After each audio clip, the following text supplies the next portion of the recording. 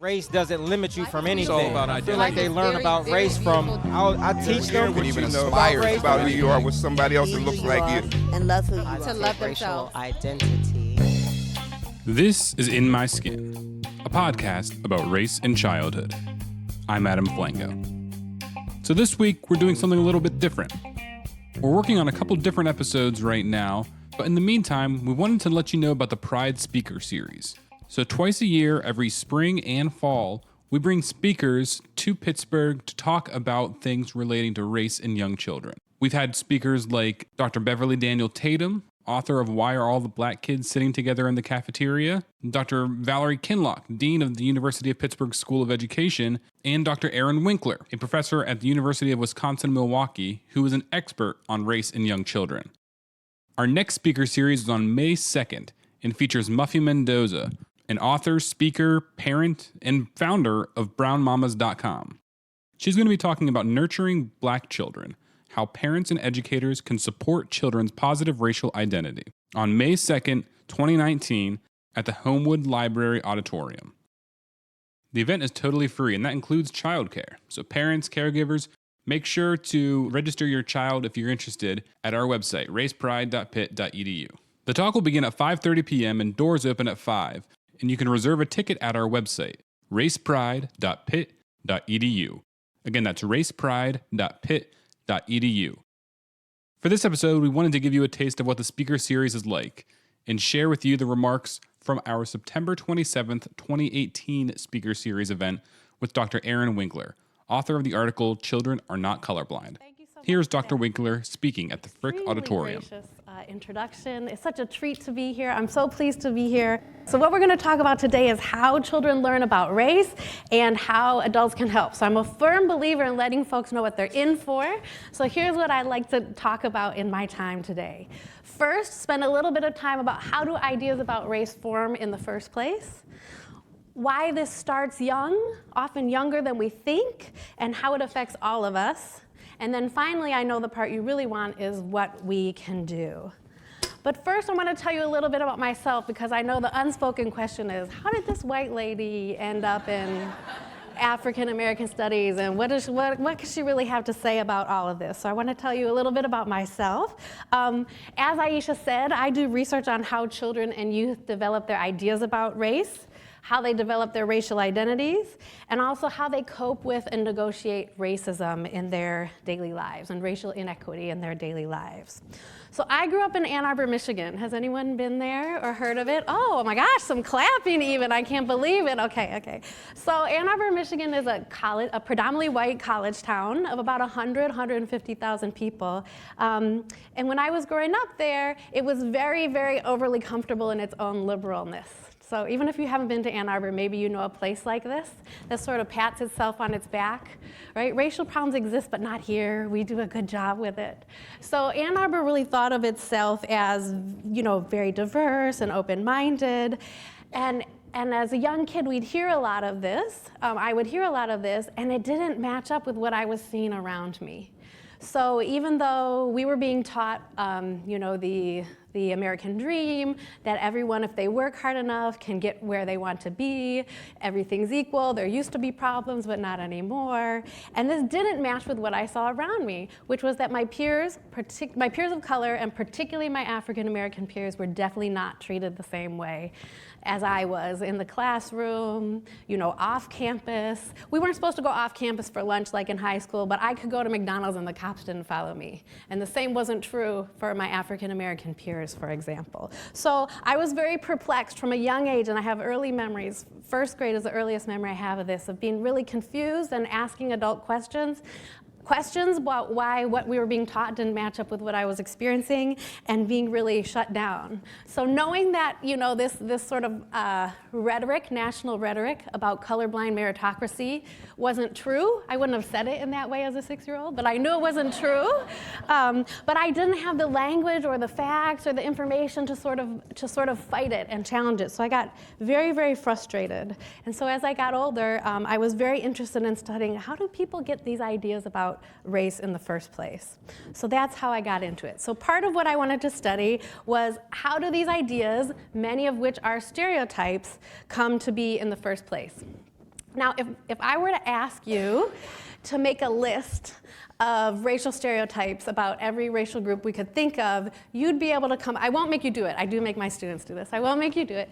But you would be able to come up with a list for every racial group. You'd be able to come up with a list of stereotypes you know about white people and black people and Asian American people, Latino American, Arab American, Native American. We could make lists.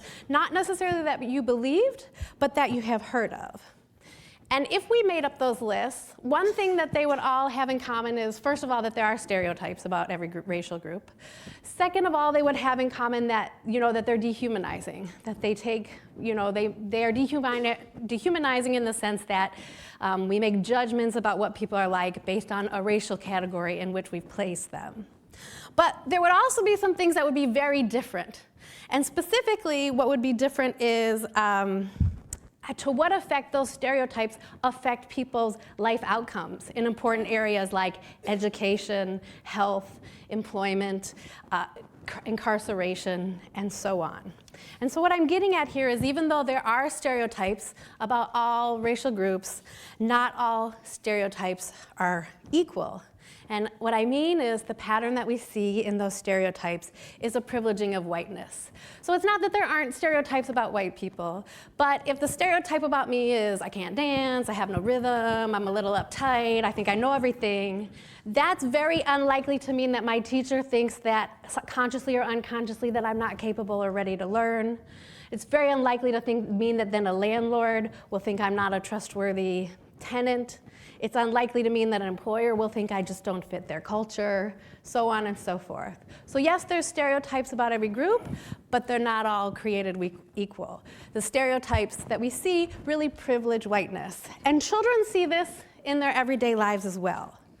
They see it through media, through neighborhoods, through stores, through school, through textbooks. They're seeing the same patterns. So adults often think if we don't directly say racist things to kids, they won't develop racist ideas, but they're living in our society, which is privileging whiteness everywhere. So the second thing I want to say about ideas about race, first, not all stereotypes are created equal. Second, I want to make the point that race gets falsely naturalized. And what I mean by this is ideas in our society about race are often consciously or unconsciously thought of as natural or just common sense or just the way it is.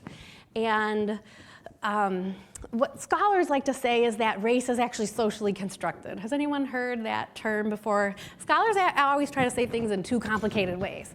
What that means is race is something that we have developed as a society to serve those in power. And that's why racial categories are different in the US than they are in Brazil, than they are in South Africa, and so on and so forth. Because the ways in which those in power wanted to build and maintain power was different in different political contexts. You see, I'm getting to that race and place stuff that Aisha said I love, and it's true. But the problem is we construct these ideas about race, but then also we attach ideas to what races are like, and that becomes subconscious thought as well. So what I really want to disrupt here is the notion of that race is something natural and that the ways in which people behave are tied to that sort of natural category. Race is a constructed category that's constructed to serve those in power, and similarly with the ideas about race that get attached to those categories. So let me give you an example here. This is from the day after Hurricane Katrina hit New Orleans. So here are two news stories from August 30th, 2005. And what we see here is two different pictures of people engaged in the exact same behavior in the exact same place for the exact same reason. They've stayed in New Orleans. They didn't realize their home would be flooded. They don't have food and water that they need. And so they have to go and get that food and water. The stores are not open. They take what they need to survive. But how is the person who appears to be of African descent described as behaving? Looting. And how are the people who appear to be white described as behaving? Finding what they need. So this is an example of what I mean about how ideas about race and what people in different categories are like or prone to do become subconscious thought. and get falsely naturalized. Now, I don't know, I can't say that the person or the people who wrote these blurbs for these images, I can't say whether or not this was unconscious for them. There's a possibility that it is, it's a possibility that it was conscious. But what I can say with certainty is that we're all bombarded with these kinds of messages constantly. So children are too from a young age. Basically, normalizing the white people's behavior, or that white people should get the benefit of the doubt, and othering or criminalizing or not giving the benefit of the doubt to the behaviors of black and brown people. So this is just one example of the ways in which those ideas get pounded into us and eventually become subconscious thought. So the third and last thing I want to say about ideas about race in general and racial stereotypes in particular is that stereotypes are not based in reality, but in the perceiver's beliefs. Now, this is another sort of complicated academic psychology way of saying the perceiver, talking about people as the perceiver. But what this means is, how many of you have heard, like, well, there's a reason that stereotypes exist, right? It's kind of true, or there's a grain of truth in all stereotypes. We hear this all the time. But what research shows is actually that is not at all accurate. What is accurate is that once I believe something, if I'm the perceiver, once I believe something, well, I'm looking for it. And so it's not that our stereotypes are accurate. It's that our brain selectively focuses on only those who fit our stereotype. And this is a very a well-documented phenomena, that if I have a stereotype about any group and I meet someone who fits that stereotype, my brain says, aha, see, I told you they were like that. But if I meet someone from that same group who does not fit that stereotype, does my brain say, perhaps my worldview was incorrect, perhaps I should shift it? No, it says that person is an exception to the rule. That person's he's not like the rest of them. He's one of the good ones. So this is what sort of leads to what we call implicit bias, which in a way, I mean, often bias is not implicit, it's explicit. But it can be even more insidious when it is implicit, because we think, I don't have a prejudiced bone in my body. And we're not examining the ways in which these ideas are getting pushed into our subconscious, and then, in fact, affecting our behavior. So I was interested in my research, if this is, how racialized thinking works in our society, how did these ideas come to be? And I was curious about this as a researcher, so I set about researching this, and I started with teenagers. And I love working with teenagers, and I had a great time studying teenagers, but I said, well, those ideas are really imprinted by then. I have to go younger. And then I had to go younger. How young do you think we have to go to learn about how children first start developing ideas about race? Preschool too? Babies? Yes, okay. I got a well-read group here. Okay, what we know is that infants categorize people by race by 3 to 6 months. Now, I know you're like, you don't know what a 3-month-old is thinking. How do you think you know what a 3-month-old is thinking? So let me tell you about these studies. The reason, first of all, that it says 3 to 6 months is the first study that studied this and found this was in 1997, and it only went as young as 6-month-old, and it found it in 6-month-olds. And so then subsequent studies in the early 2000s, repeated this and found this phenomena as young as 3 months old. So the way that we test this is non-verbally, of course, and this is just done with experiments of how long does an infant gaze at a new or novel face, a face of someone they don't know, who's same race as their primary caregiver or different race than their primary caregiver. Now, these studies are done with sort of one race families. These studies were not done in multiracial families. That's often a question I get about this. These were done not in multiracial families. And so this means that we know that kids are starting to categorize by 3 to 6 months. This shouldn't be surprising to us. We do a lot to teach young kids to categorize. And categorizing in and of itself is not a problem. Noticing that I present as a woman is not necessarily a problem. It's when you start thinking that I wouldn't be a very good president because I'd be too emotional that it becomes a problem, right? So it's not the categorization that's a problem, but that's a step towards then when it does become a problem, which is when we reason about people's behaviors based on the categories in which we've placed them. And we have evidence of 2-year-olds doing this, so using racial categories to reason about people's behaviors. Now in the 2-year-olds, though, this doesn't yet always match that pattern that we saw of privileging whiteness. So when we study this with 2-year-olds, they are reasoning about, when they're asked, like, do they look at a picture and they're asked to sort of think about or hypothesize about why that person might have been doing what they're depicted as doing, they will see race as a category around which to sort of reason about people's behaviors, but at this point doesn't always match that bias of privileging whiteness that we talked about a minute ago. When do we see that? Well, not very far after. So by 3 years old is when we start seeing children more consistently expressing bias based on race. So what does this look like? What's going on? Am I saying that 3-year-olds are little horrible people, little horrible racists? No, this is not what I'm saying. What I'm saying is that there's the perfect storm with their cognitive development and with the messages that they're getting from society. So I want to talk about both those internal cognitive development factors and also the external societal factors that are pushing kids towards this kind of racial bias. So first, the internal factors. So their immature cognitive structures in this preschool age means that they have trouble categorizing using multiple dimensions at once. And what this means is that if they think, if they notice that people are alike in one way, like skin color, they presume they're alike in all these other ways. And this is what we call transductive reasoning. I keep using these boring academic terms. You're probably drifting over towards Emily. She's gonna make it more simplified. Transductive reasoning just means like, I have light skin, and mommy has light skin, and daddy has light skin, and we're all nice, so light-skinned people are nice. Or I have brown skin and I'm good at coloring, so having brown skin makes you good at coloring. This is transductive reasoning, and this is where this is the internal factor. Those immature cognitive structures are really pushing them towards making these kinds of assumptions. But that doesn't explain why we see racial bias in particular in 3 to 5-year-olds. In other words, transductive reasoning, the internal part, could just as easily lead kids to say, well, left-handed people are smart, or tall people are nice.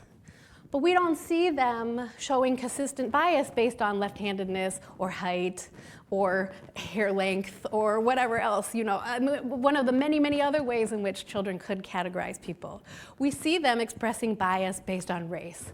So why race? Well, Rebecca Bigler and her colleagues found that young children learn from their environments which categories seem to be the most important. And then they will attach meaning on their own. So sometimes we have all heard stories about a kid saying something that seems racially biased. And the teachers say, well, they didn't learn it here, they must have learned it at home. And the parents say, well, they didn't learn it here, they must have learned it at school. Because our presumption is that an adult must have said this explicitly. And that's where the idea came from for the child. But in fact, what research shows us is that children are observing the world around them. It's what Bigler and her colleagues call a cognitive puzzle for them. We are teaching them the rules. We're trying to teach them why does this yellow ball fit in this yellow hole in your toy, right? We're trying to teach them to figure out the rules. We're establishing rules for them. Well, they are noticing a pretty big pattern in their daily lives, and they want to know what the rule is. They want to try to figure out the rule. So, for example, Patterson and Bigler, they found that this around gender, that if teachers say in class something that's seemingly as innocuous as, good morning, boys and girls, versus good morning, students, which classroom do you think ends up with kids showing more gender bias? The one where the notion that gender is an important category is being perpetuated. So the teacher doesn't have to say things that the kids came up with, like, girls are smarter, and only boys can be president. The teacher wasn't explicitly saying those things, but if the teacher is showing that gender is an important category to her and in this classroom, then we see more gender bias popping up in the kids. So they're learning that it's a social category of significance, and then they are attaching meaning on their own. So children are learning from their environments. Everyone has heard or even said that children are sponges, soaking everything up. So we shouldn't be surprised that they're noticing patterns around race. So they are likely to notice that the people in their neighborhood, some may be left-handed, some may be right-handed. Some may be tall, some may be short. Maybe some wear glasses and some don't. None of those seem to be organizing social categories for who lives in their neighborhood. But they're likely to notice that perhaps most people in their neighborhood have the same skin color. And I'm not equating race and skin color, but when we're talking about 2- and 3-year-olds, they are not understanding race as a socially constructed category. They're mostly seeing it through skin color at that age. And so they see, okay, this seems to be an important organizing category. And if adults don't explain to them what's going on and why they're seeing these unequal patterns, the children generally infer that these are norms or rules, and more so that they've been caused by meaningful inherent differences between groups. And it's not just their neighborhoods. Perhaps they go to school or to the doctor or to the store, and they see that what positions, what jobs people are in are racialized. Perhaps they see patterns there. Perhaps they're watching Disney movies and they see patterns about who seems to be the most favorite princess. Or perhaps they are looking at children's books and noticing that not many people like them seem to be showing up as often as they should be. So when they're seeing these patterns, they're trying to figure out what the rule is. And so it doesn't actually take an adult directly saying something to them. In fact, ironically, it's often adults' silence explaining why these patterns exist and how they're unfair that actually ingrains these biases into children.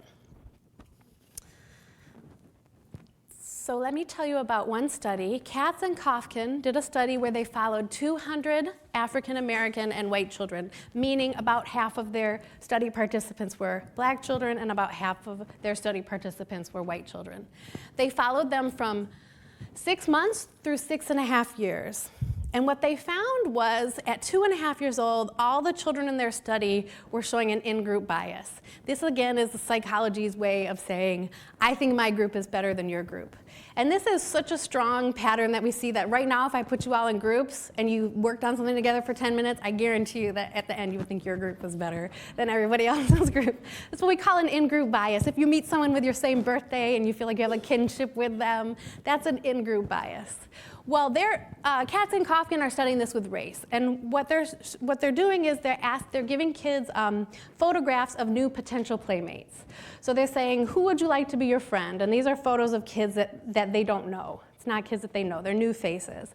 And what they find at 2.5 years old is the white kids are choosing white potential playmates and the black kids are choosing black potential playmates. Now this is perhaps what we could expect from the cognitive development, that transductive reasoning. They think I'm pretty okay, so this other person who looks like me is probably pretty okay as well. So if that's all that was going on, if it was only the sort of transductive reasoning at play, we'd expect to see that in-group bias continuing. And we do see it continue for white children. White children rarely show anything other than a pro-white bias, an in-group bias. Rarely in these studies. But what we saw in this study and in other studies is that by 3 years old, just 6 months later, now a significant majority of both the white and black students are showing a pro-white bias. The good news here is that by 5 years old, although the pro-white bias held, it had decreased slightly for African American children. And there have been other studies like this. I just want to show you one since I'm so interested in place. One done in England that found something similar. Overwhelmingly, white children show a pro-white bias, but children of color are also showing a pro-white bias, and less than half are showing a bias towards their in-group. So what explains this? If we can't explain it all with the internal cognitive development, we have to realize that it's these societal norms coming in. So the authors of this particular study argue that this is a reflection of societal norms. And they say that while children of color as young as 5 show evidence of being aware of and negatively impacted by stereotypes of their own group, white children rarely exhibit anything other than a pro-white bias. So it's those messages from society getting in that we talked about at the beginning, privileging whiteness, sending this message that whiteness is better. And so this is why families feel they have to fight back with racial socialization. Yet another academic word, but I want to define it for you here. This is a little bit of an older definition. So they use the term ethnic minority. That probably isn't the term we would use today.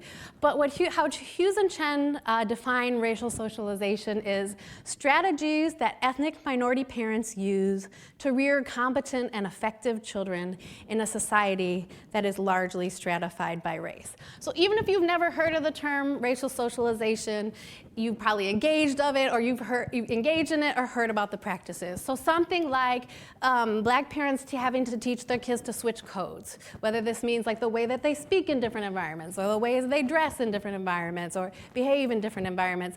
That would be one example of racial socialization. The message that you have to work twice as hard and be twice as good to get this, maybe the same kind of attention as your white peers, would be another example of racial socialization. However, many studies, including Hughes and Chen's study, found that parents don't usually begin this kind of racial socialization, this kind of preparing their children for racial bias in the world, until they're older, usually more like 9, so outside of the range of early education. So what research finds is that Black, Latino, Asian American, and Native American parents are much more likely than white parents to talk about racial identity and culture with young children. So things about history, heritage, pride, those kinds of things. But that no racial group, in no racial group are parents likely to discuss racial inequities with their young children. And again, as we've established, we know that children are observing these inequities, perhaps in media, on playgrounds, at schools, at stores, between neighborhoods. So parents feel, especially parents of color, feel more empowered to talk about racial identity with young children, but are still avoiding, and white parents also, still avoiding helping their kids understand those patterns, uneven patterns that I would call racial inequity that they're seeing in their everyday lives. So why are parents avoiding this? Well, they're avoiding it because they think their children are too young to understand, and this goes for parents of all races. And they don't want to poison their minds. Adults worry, not just parents, teachers too, that if we talk about these issues, that we're shattering our children's innocence, that we're going to create more bias by bringing it up. We think they have pure minds and haven't noticed these things yet, perhaps because they haven't brought them up with us. But again, research shows that these ideas are getting solidified. Did any of you see when CNN sort of did a reenactment of the Clark and Clark doll study a few years ago? So the Kenneth and Mamie Clark doll study was conducted at Howard University in the 1940s, and it was where African American children were shown a black doll and a white doll and asked questions like, which doll is the nice doll? Which doll is the bad doll? Those kinds of things. And the kids tend to attach the negative traits to the black doll and the nice traits to the white doll. But then they're asked, which doll looks like you? And they have to choose the one that they've just said all these nasty things about. This was also sort of redone by CNN with drawings instead of dolls. And the parents were like weeping watching their children say all these things, and they're thinking, I don't know where they got these ideas. Often we're not aware that children are developing these ideas. But we shouldn't be surprised because they're seeing patterns in the world around them. And unless we help them explain why those patterns are unfair, and that they internalize them as just sort of the way it is, those ideas getting naturalized. So, although parents and teachers are trying to do the right thing by avoiding talking about these issues until their children are older, what we know is that silence backfires. Because what it does is we let go of our chance to help children understand and fight against this privileging of whiteness that they see around them, and instead we're basically, through our silence, allowing society to send the messages that then get solidified in children's thinking. So if their parents or teachers aren't talking to them about these things, does that mean that they're not learning about them? No, they're still observing the world around them. They're still trying to solve that cognitive puzzle, and those ideas are forming. Okay, so when adults think they should be silent about this, or even when adults use colorblind language, when something about race comes up, it actually increases prejudice in children. So how so? Well, first, like I said, if there's silence, it allows children to believe or presume that the patterns that they see are natural and justified. But what about the times when kids bring up something about race and we use colorblind language to answer them? It doesn't get rid of their presumptions about race. It just teaches them that mom's not comfortable talking about that.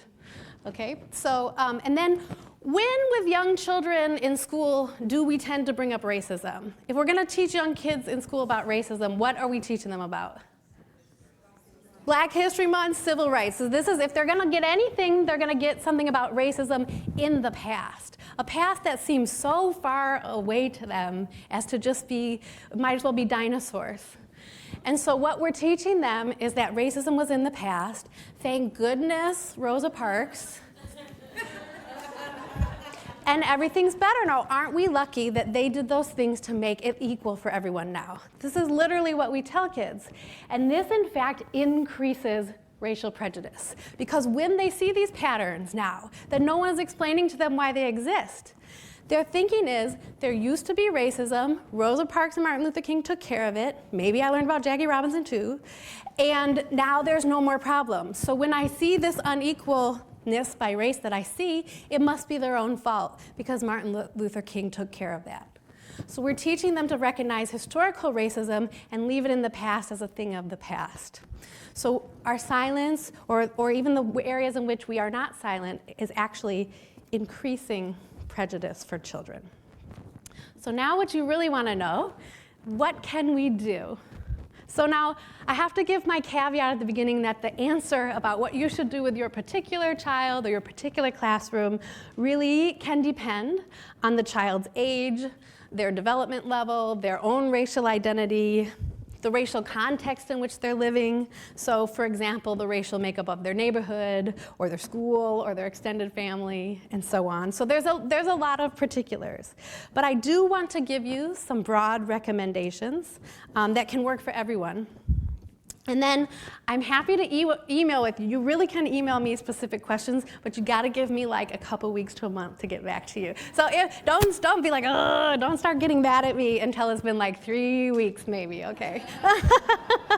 Don't get mad at me, give me some time. But I'm also gonna hand out at the end, Yuling has some resource sheets with some things that I also think can be helpful in thinking through the specific situations that you and your child are facing. Okay, so the first thing I'm gonna say is that we have to get comfortable talking about racism and racial inequality, period. And what I mean here is that if a child asks you about an issue like segregation in Pittsburgh, if you don't know how to explain that to another adult, it's going to be impossible for you to try to explain it to a 4-year-old in age-appropriate language. So the first thing we have to do is really take responsibility for educating ourselves, getting comfortable talking about this, and then actively putting into our schedule times that we're going to talk about it if we are people who don't already feel comfortable talking about it. So that's the first step, because it is difficult to talk in age-appropriate ways. So first we need to be comfortable answering these things or talking about this with other adults. But then what I want us to do is normalize talking about race with children. And here I really want you to avoid silence about race. So the first thing I want to say is ask questions. I get many, many stories about a child saying something that appears on its surface to be biased. And often parents will use colorblind language to sort of shut it down. They might say something like, we don't want to hurt feelings, or we don't say bad things about other people. So they're using colorblind language to shut down a conversation that was racialized in the first place. Again, this doesn't get kids to think that race doesn't matter. It gets them to think that mom's really freaked out about it when I bring up race, and I'll get in trouble if I talk about it, right? But it doesn't change their ideas or their thinking about race. So I'm gonna be honest with you, I use this with adults too. The what makes you say that is a great question to have in your back pocket when you're sitting on the airplane and someone next to you asks you something crazy when they find out what you do for a living. What makes you say that? It's important to put it back on the person to really explain to you their thinking. And I'm being silly here, but it's true. We're rarely gonna change someone's mind if we say, that's the most racist thing I ever heard, and I can't believe I had to sit next to you. Can I choose move my seat? You're rarely gonna change people's mind. But if you start with where they are and ask them to explain their thinking, you can begin to poke holes in reasoning in a way that may in fact eventually lead to their thinking differently. But back to kids. So I like this question with kids because often we presume from adult standpoint that we know what they're thinking when they make some of these comments. So one example is from a Latino boy who said to his parents that he wanted to be white. And they were really upset about this because they felt like they did a good job of instilling pride in him and teaching him about his heritage and his culture and all these kinds of things. And then when they went back and asked the question, what makes you say that, or why are you thinking that, it turned out that he wanted to be a doctor. And his doctor was white, and he had seen some other doctor on TV that was white. And so again, he's engaging in that transductive reasoning at that age. He wants to be a doctor. First step is to become white. So sometimes we presume that we know what kids are talking about. So always starting with this, what makes you say that?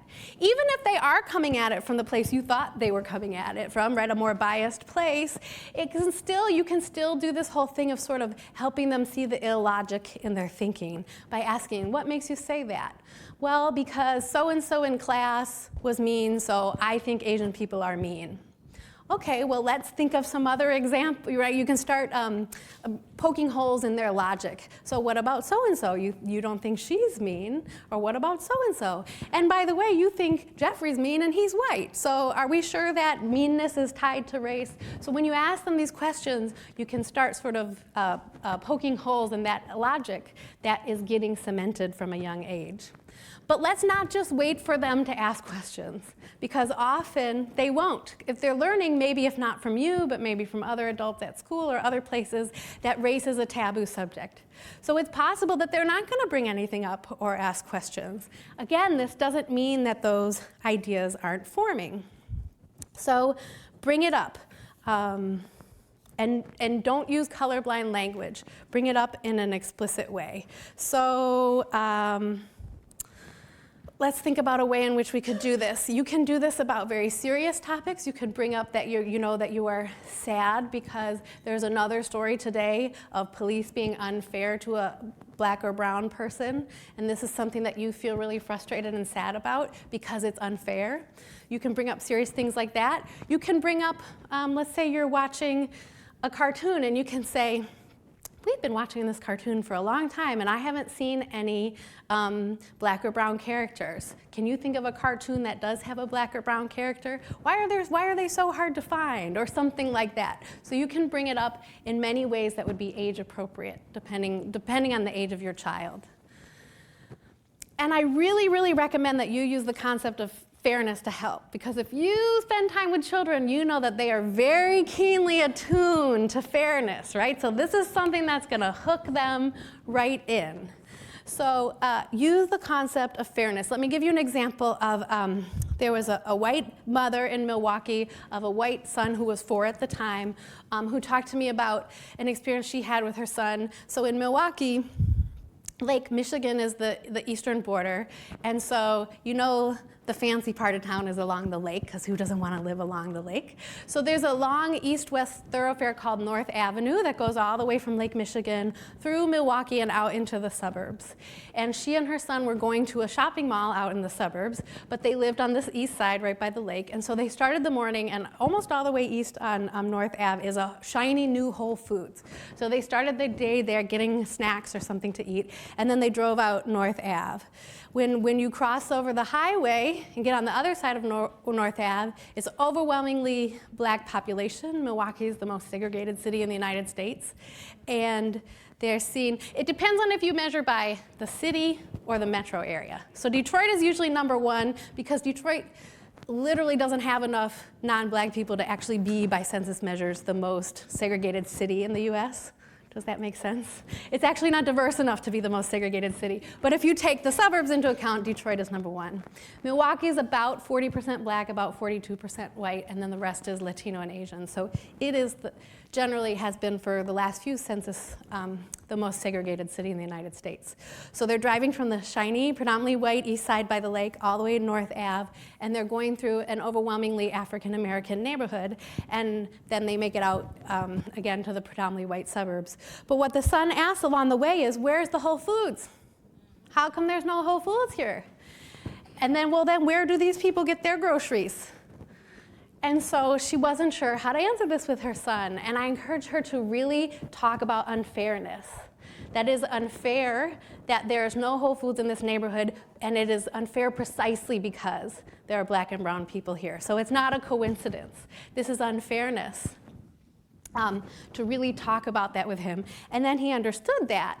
But then safety is important, and I'm going to say here, especially for children of color. So what you don't want to do is be like, well, life's going to treat you unfair, kid. Good night, right? And leave it at that. We want to be honest with them, but we don't want to crush them. And so empowerment is critical. Please use the concept of fairness. It'll help you every time, but don't leave that on its own. Definitely, it's important to empower kids. So in this particular story, what I encouraged her to do was to talk to her child about people who are working and actively fighting against this. So introduce kids to people in your neighborhood who are doing something about this. In this case, in Milwaukee, Mr. Will Allen had won a MacArthur Genius Grant for his work called Growing Power, which is urban farming and urban fisheries. And so she could give this as one example, and there's many examples in Milwaukee, but here was one example of someone who was working against this kind of unfairness. Because did her son think it was fair that white people should have access to fresh and healthy food down the block and that black people should not? No, of course he didn't think that was fair. So what could we do about this? So let's go and meet Mr. Will Allen and see what he's doing, and maybe we can help out.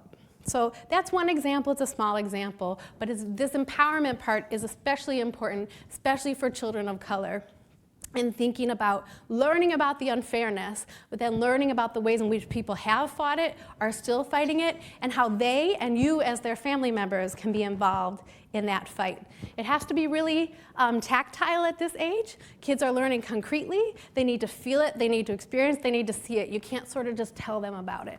They need to do it. Hands-on. I wanted on the last point when we were talking about the concept of fairness, I wanted to just read you a quote from Deborah Van Osdale and Joe Fagan. They did a study in the Chicago suburbs of a preschool called the First R that really showed about how all adults don't think kids are talking about race, but kids in their own environments are negotiating power, and race is one tool that they use to negotiate that power with one another. So Van Osdale and Fagan give this advice. Don't encourage children to believe that negative racial talk or discriminatory action is the conduct of only sick individuals, or that it indicates a peculiar character flaw or just bad behavior. In other words, don't individualize it to just a mean person. Talk about the fact that the social world we live in is unfair to people of color simply because they are people of color, and that persisting racial and ethnic inequalities are unjust and morally wrong.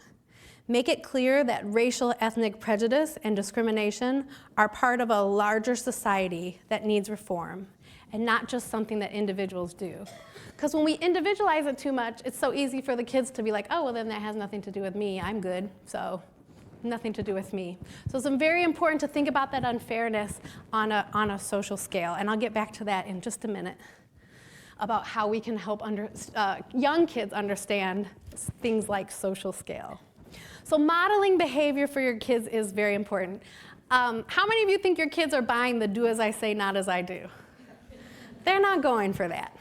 So if you say things to them like, it's important to have a diverse group of friends, or we value diversity, racial diversity in this household, and we love everyone, and then they see you're only having folks of your own race over, they know it's not that important to you.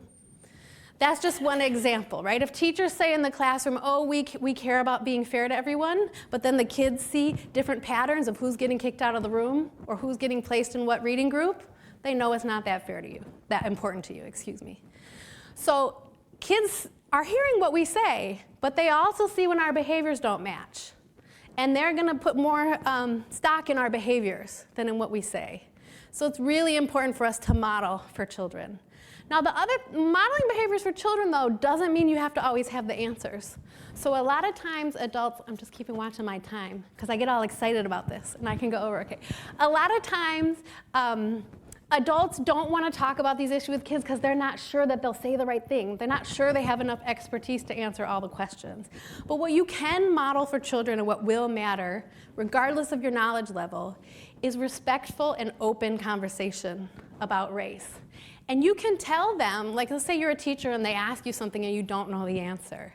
It is perfectly fine to say, I'm frustrated and kind of angry that I don't know the answer to that. Because I think the reason I didn't learn it in school was because of this kind of unfairness that we're talking about.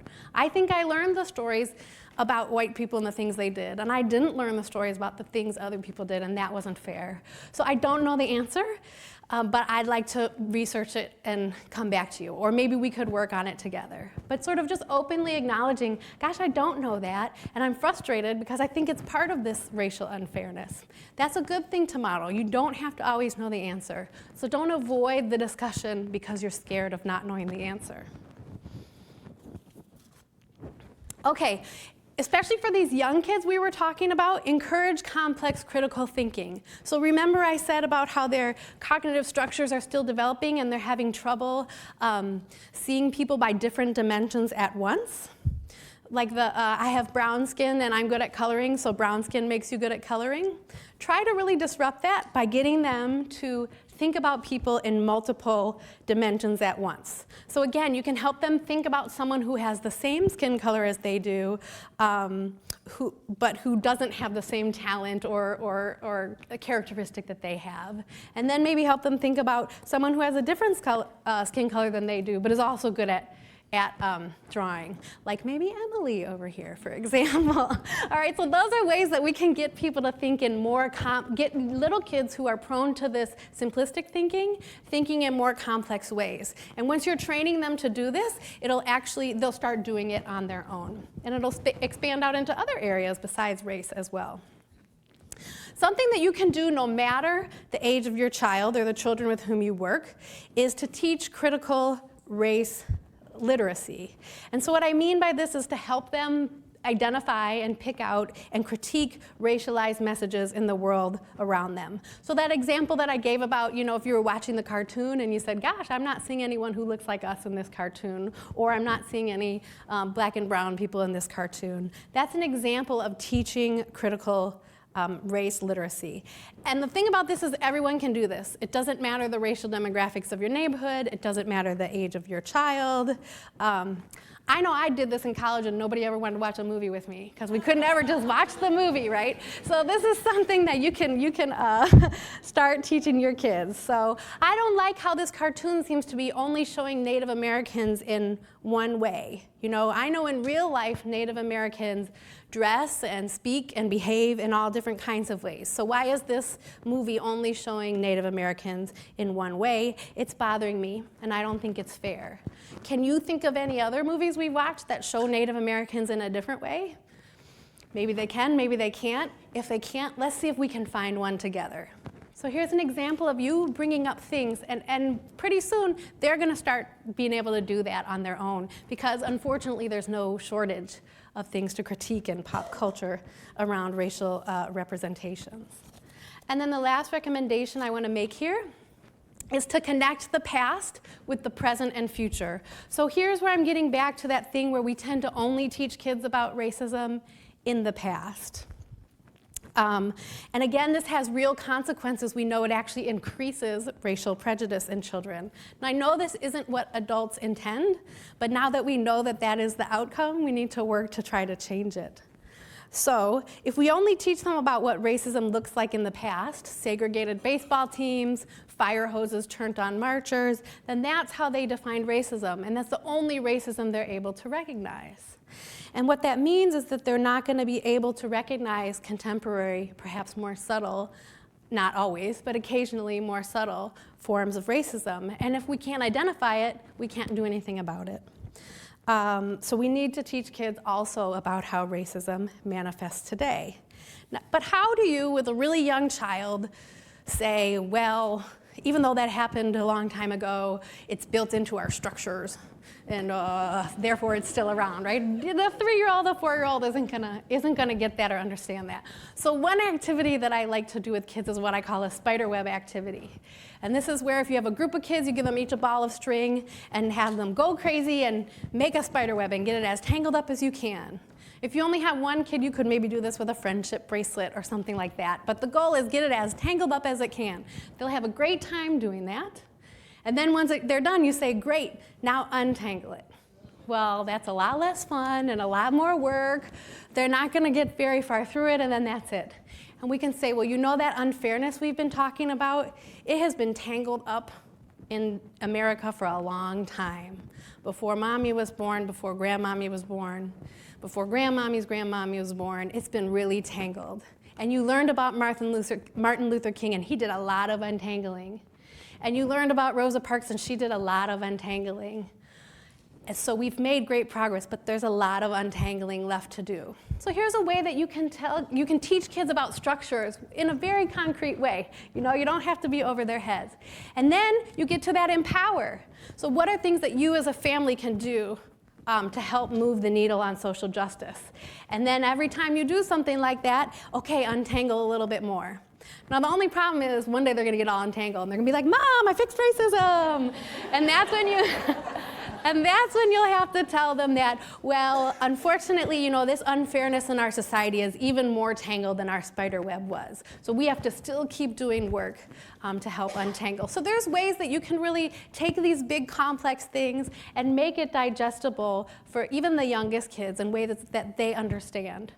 And again, I know that adults don't mean to intentionally increase prejudice when we teach and talk about race in the ways that we traditionally have, but we need to disrupt it. It's not about intent, it's about the outcomes for our children. And the outcomes are an increasing of prejudice and really furthering the system of racism.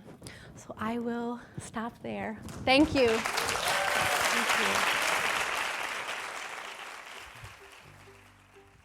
In My Skin is a production of the University of Pittsburgh P.R.I.D.E program, which stands for Positive Racial Identity Development in Early Education.